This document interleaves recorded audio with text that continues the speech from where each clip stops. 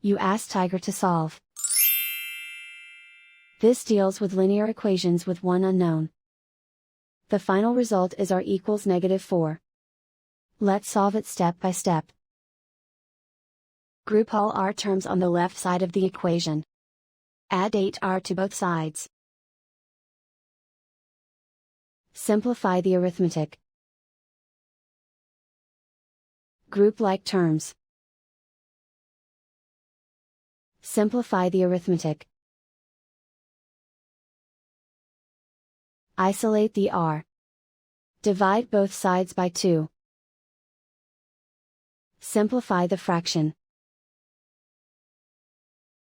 Find the greatest common factor of the numerator and denominator.